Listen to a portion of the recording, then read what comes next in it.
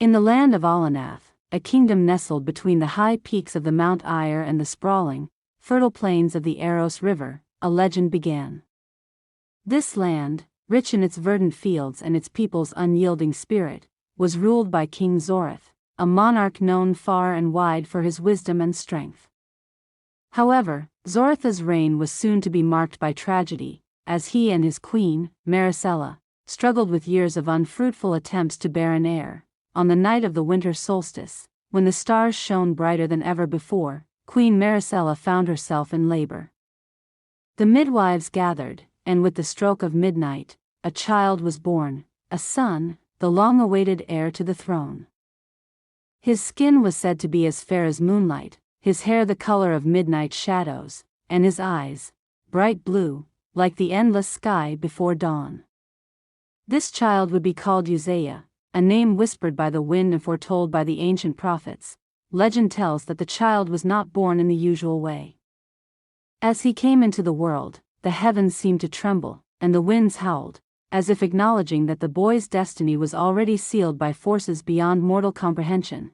As Uzziah grew, whispers of his birth echoed through the lands. The seers and shamans of Alanath spoke of an ancient prophecy that foretold the coming of a ruler who would unite the fractured kingdoms of the world. This ruler, however, would not be just any monarch.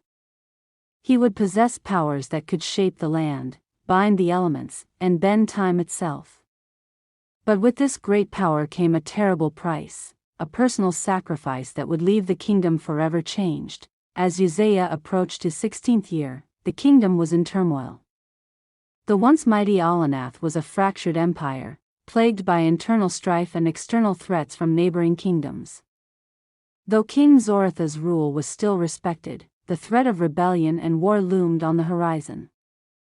On the eve of Uzziah's 16th birthday, the high priestess of Alanath, a woman known as Elora, approached the royal family with an ominous warning.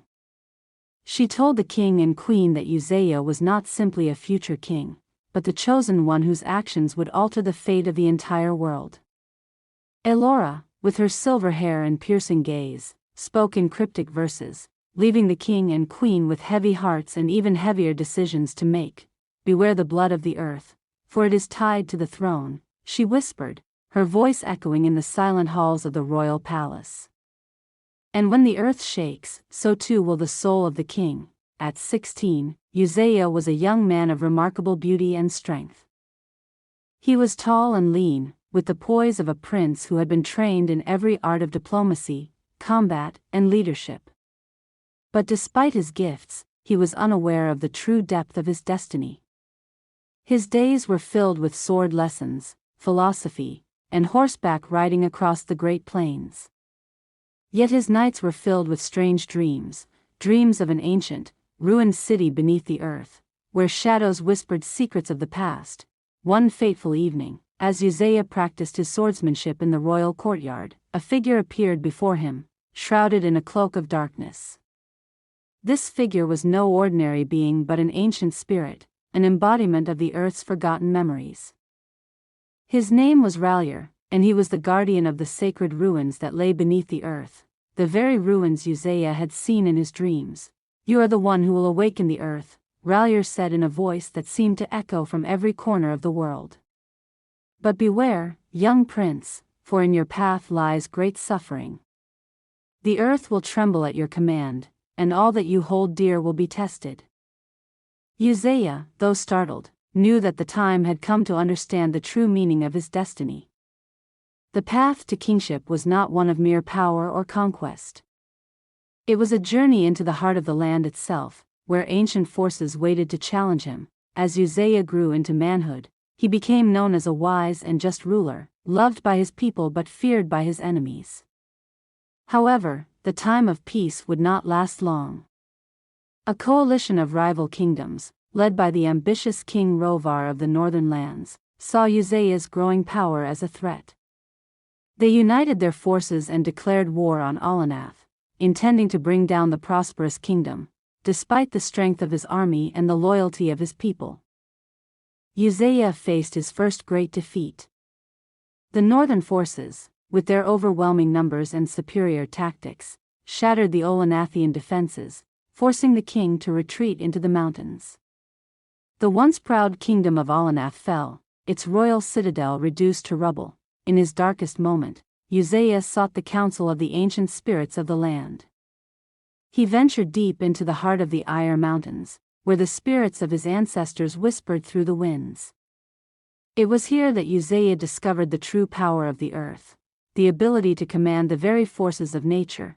To reclaim his throne, Uzziah had to undergo a trial unlike any other, a trial that would bind him to the earth itself. Deep within the mountains, he came across a hidden temple, an ancient structure built long before the birth of Olenath. Inside the temple, he encountered the last of the ancient guardians, a being made of stone and roots, with eyes that glowed like embers.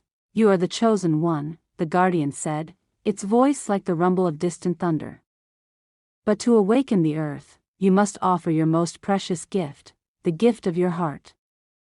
In the years that followed, Uzziah became a legendary king, not for his conquests or his wars, but for the peace he brought to the land. Olenath, under his rule, flourished once more, its people united and prosperous. The kingdoms that had once fought against him became his allies, as the wisdom of the earth guided him in all things. But as the prophecy foretold, Uzziah's sacrifice was not without its cost. He had bound himself to the earth, and though he ruled for many years, his time in the mortal world was limited.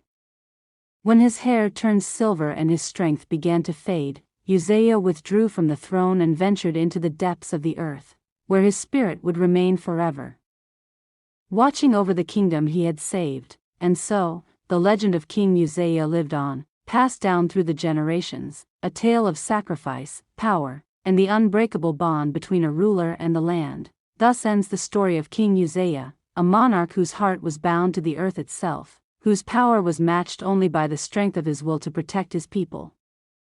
A king who became a legend, and a land that flourished under his reign.